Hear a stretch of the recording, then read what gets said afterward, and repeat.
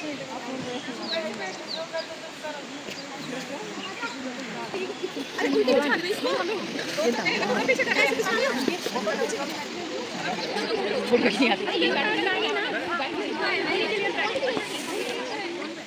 Four five, अच्छे से इसमें हाथ से फोर्स लगाओ। यस, 6 7 8 9 10, 6 वहीं से नी डाउन करो। हाँ जी, और पुशअप्स की तरह आते हुए चिन लगाओ। हिप अप, होल्ड 1 2 3 4 5 6 7 8 9 10, भुजंगासन 7 अप, होल्ड 1 4 फ्लैट, पैरों को मिला के रखना। 1 2 3 4 5 6 7 8 9। इसके बारे में क्या, चलो वो तो वहीं पे देखेंगे। हाँ जी, स्ट्रेचिंग का थोड़ा सा स्ट्रेचिंग करेंगे और थोड़ा फिर टर्निंग के आसन करेंगे, ठीक है, जो हमने स्टार्टिंग वाले दिन किए थे। तो सबसे पहले लेग को स्ट्रेच कर लो थोड़ा। हाँ जी, और धीरे धीरे लेग को स्ट्रेच करते हुए आगे डाउन। 1 5 6, व्हील को खींचो, बॉडी को नीचे भी लेके जाना है। 7 8 9 10, रिलैक्स। अब इसी में क्या करना है, लेग बेंड करो। अब दोनों हाथ पीछे निकालो।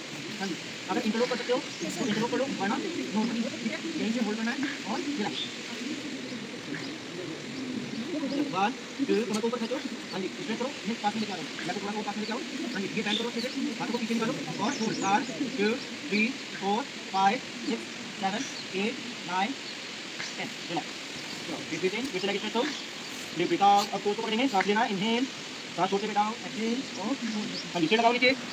1, नहीं सिर भी नहीं लगाओ तो फिर भी इस पोजीशन में जाओ, थाइस पे स्ट्रेच डालो और बॉडी का वेट आगे, थाइस से आगे होना चाहिए, कमर नहीं बैंड होनी। होल्ड 1 2 3, धीरे धीरे हो डाउन, 4 5 6 7 8 9 10, रिलैक्स करके रखोगे उतना ज़्यादा बेटर है, पर आपके शोल्डर नहीं उठने चाहिए, ठीक है, आपके शोल्डर रहने चाहिए फ्लोर पे। तो ये स्ट्रेच करेंगे और होल्ड, इसे हमें करना है 4 बार, 2 एक साइड से, 2 एक साइड से। चलो अब लेट जाएंगे। हाँ जी, राइट लेग अप करो। हाँ जी, लेट जाओ सभी पहले। 10 16 17 18 19 20, रिलैक्स। एक बार वो करा दे, दूसरी बार दूसरा करा दे। पर इसमें क्या है कि अगर किसी को सर्वाइकल है वो बिल्कुल ना करे, कमर पेन है, बैक पेन है, वो बिल्कुल ना करे, क्योंकि उसकी समस्या अभी के अभी बढ़ सकती है, ठीक है।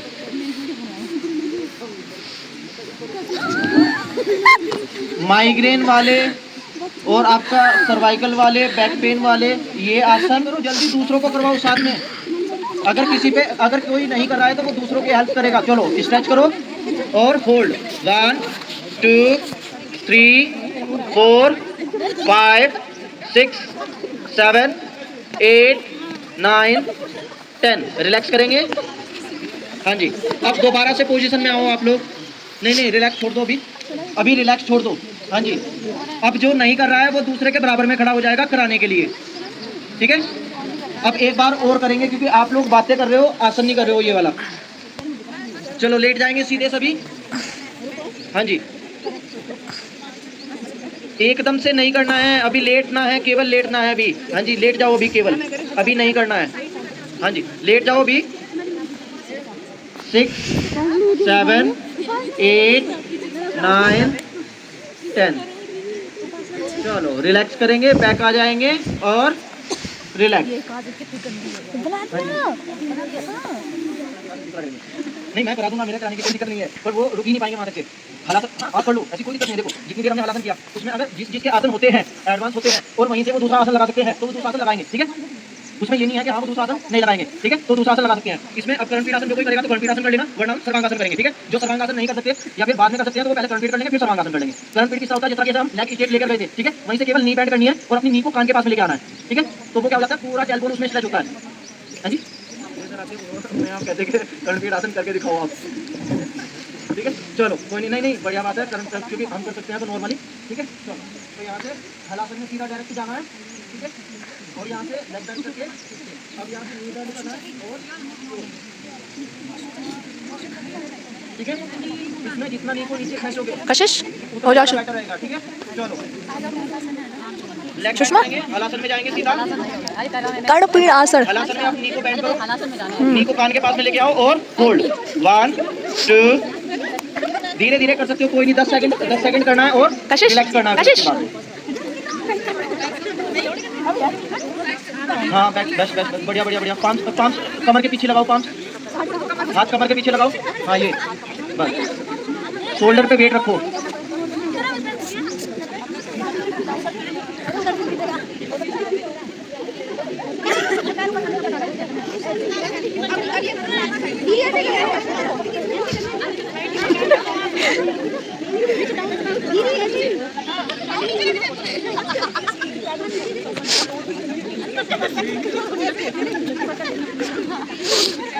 चलो हो गया आप लोगों का। चलो अब इसमें करेंगे हम सर्वांगासन। ठीक है, सर्वांगासन आता है आप लोगों को? ठीक है, चलो सर्वांगासन करेंगे। करण ये यहीं से आपको करना है चक्रासन। ठीक है,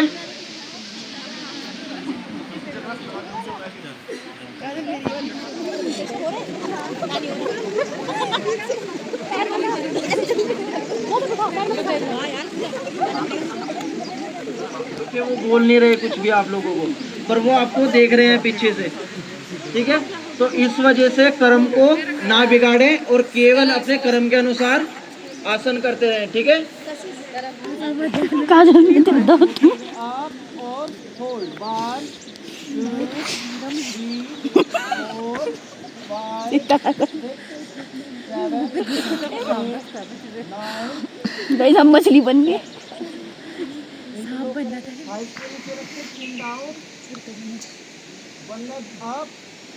और दूसरे पैर से नी के नीचे सपोर्ट लगानी है, पर ये लेग साइड में नहीं जाना है, ना तो इधर ना इधर, ये केवल हमारा सेंटर में रहेगा। ठीक है, चलो पैर एक ऊपर उस पर 8 9 10 डाउन, फिर से सांस लो 7 8 9 10 रिलैक्स।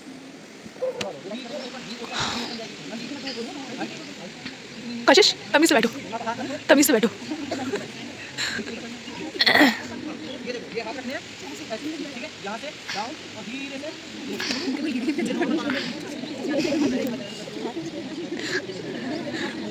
तो पेट में प्रवेश करवा। ये थोड़ा सा अलग कॉन्सेप्ट है, ये बहुत अलग रहता है। जब हम जैसे कि हम पंचकर्मा में, आजकल पंचकर्मा में सरकारी जॉब आने वाली है, तो बहुत ज़्यादा ये चीज़ें चल रही हैं सीखने के लिए, तो इन चीज़ों पे हम ज़्यादातर खुल के नहीं बात कर सकते। ठीक है, क्योंकि अगर जिसको सीखना हो, अगर उसके साथ में हम खुल के बात करें तो वो कंफर्टेबल होते हैं, कोई कंफर्टेबल नहीं हो पाता है। ठीक है, तो बहुत सी चीज़ें पंचकर्मा में या फिर षटकर्म में या फिर योग में ऐसी होती हैं जिन पे हम ओपनली बात नहीं कर सकते हैं, वो थोड़ा सा अनकंफर्टेबल रहती हैं। ठीक है, तो बस्ती होती है, एक विरेचन होता है, एक वमन होता है, एक आपका ये आपका घी पिलाना होता है। ठीक है, एक इसमें वो रहता है आपका वो मर्म। ठीक है, तो मर्म में क्या होता है, मर्म में हम एक्यूप्रेशर लेते हैं। विरेचन में हम क्या करते हैं, विरेचन में हम जैसे कि घी पिलाना हो गया, उनकी मालिश करना हो गया शरीर की। ठीक है, और फिर उसके बाद में उन्हें स्टीम बाथ देना हो गया। ठीक है, तो ये शुद्धिकरण होते हैं शरीर के व्याधियों को निकालने के लिए। ठीक है, तो इसमें एक चीज आती है आपका क्वाथ पिलाना, जैसे कि हम अलग अलग निर्गुंडी का क्वाथ हो गया आपका, और आपका उसका ये आपका अरंडी का क्वाथ हो गया, और आपका अलग अलग जैसे कि आपका तिरफले का क्वाथ हो गया। क्वाथ क्या होता है, काढ़ा। ठीक है, तो उसका काढ़ा बना के पिलाते हैं, जैसे कि कफ, किसी को पित्त की बीमारी है, किसी को कफ की बीमारी है, किसी को वात की बीमारी है। ठीक है, तो उसमें जैसे कि हम कुंजल क्रिया में हमने बात की थी कि ये चीजें निकालते हैं। अगर हम योग के थ्रू उसकी चिकित्सा नहीं कर सकते तो हम पंचकर्मा के थ्रू उनकी चिकित्सा करते हैं। ठीक है, जैसे कि उनके पेट में दिक्कत है तो हमें उन्हें वमन कराएंगे, वमन के बाद में विरेचन करवाएंगे, विरेचन में हम उन्हें थोड़ा सा जैसे कि क्वाथ होता है, क्वाथ उनके पेट में डालना पड़ता है। ठीक है, तो वो चीज जाके हम जिस टाइम पे हम फ्रेश होते हैं तो वो सारा का सारा जितना भी हमारा मल होता है या फिर हमारी दिक्कतें होती हैं वो उसके साथ में बाहर आ जाती हैं। ठीक है, पंचकर्मा में बहुत सी ऐसी अलग अलग चीजें हैं, जैसे कि पोटली होगी हमारी। ठीक है, एक्यूपंक्चर हो गया हमारा। ठीक है, तो और हमारी अलग अलग जगह की बस्ती होगी, जैसे कि नेत्र बस्ती होगी, शिरोधारा होगी, ग्रीवा बस्ती होगी, जानु बस्ती होगी। ठीक है, और आपका ये हर जॉइंट की और आपका ये स्पाइन बस्ती होगी। ठीक है, तो ये चीजें हम अलग अलग पॉइंट में अलग अलग उसमें कर सकते हैं। जैसे कि हमारे साइटिका पेन है तो हम इसकी रीढ़ की हड्डी की बस्ती करेंगे, लोअर बैक की। ठीक है, फिर हम पूरी स्पाइन की बस्ती करेंगे अगर हमारे पूरे स्पाइन में पेन है। अगर हमारे थायराइड है तो हम गिरवावस्थी करेंगे, जो वो आपने देखा होगा ना आटा लगा के तेल भरना होता है, वो होती है बस्ती।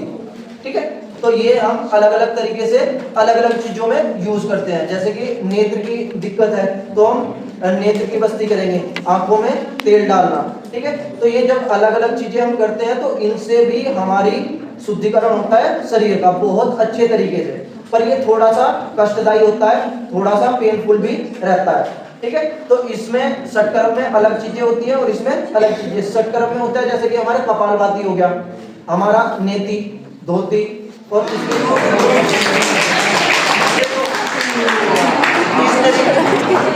हाँ जी, अगर आप पूछोगे और अच्छे क्वेश्चन पूछोगे तो उससे हम अलग अलग एनर्जी निकालते हैं, क्योंकि हमारा शरीर क्या है, एनर्जी का भंडार है।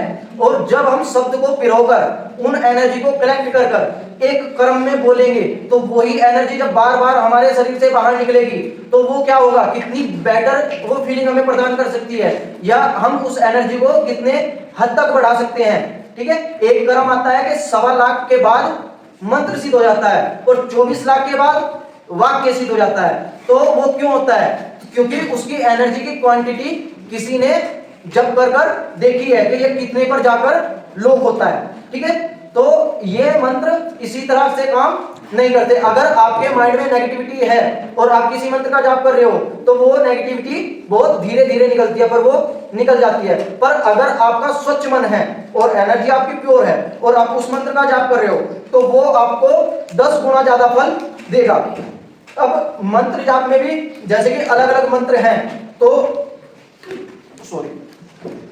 जैसे कि अलग अलग मंत्र हैं, तो नाम जप में किसी गुरु ने कोई मंत्र दे रखा है तो वो अगर उनकी धारणा उनके प्रति अच्छी होगी तो वो उस नाम जप से ही अपना कल्याण कर सकते हैं, या उस नाम जप से उन्हें इतना सुकून मिलेगा कि मेडिटेशन या किसी चीज से नहीं मिलता।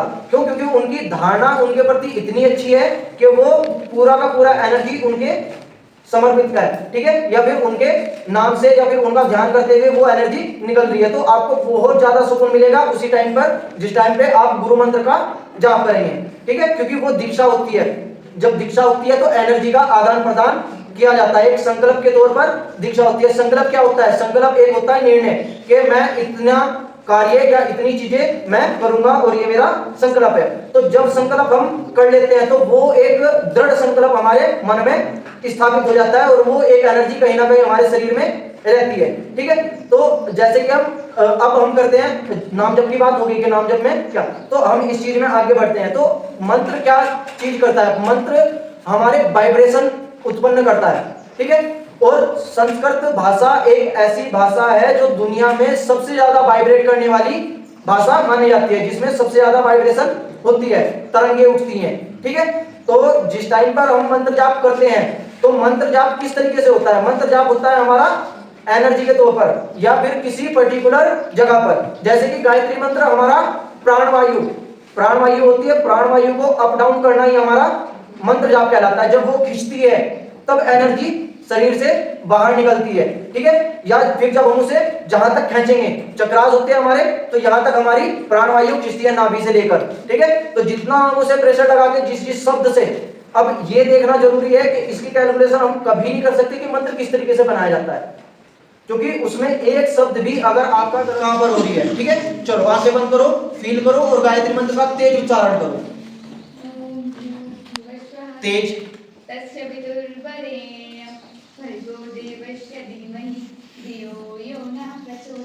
हाँ जी, अब आंखें खोलो और वाइब्रेट बताओ कि कहां पे हुआ है।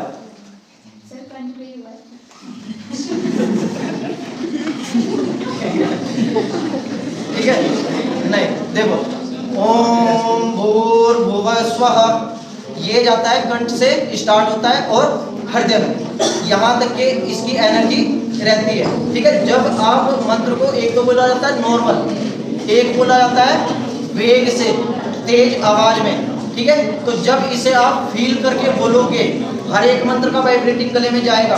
ठीक है, पर जब आप सोई की कमी रह रही हो कि हाँ मेरी ये चीज कंप्लीट नहीं हुई है, या आप अभी भी बता सकते हो कि उस पर हम थोड़ी बहुत और विचार कर सकते हैं और चीजें पूछ सकते हैं। ठीक है, किसी का कोई क्वेश्चन रहा हुआ है? हाँ जी, कठिन योगा शरीर के हिसाब से करनी चाहिए, ठीक है, क्योंकि हमारे शरीर को इतना ही कष्ट दो जितना कि वो सहन सके। पर एक बार हमें अच्छा कष्ट देना चाहिए।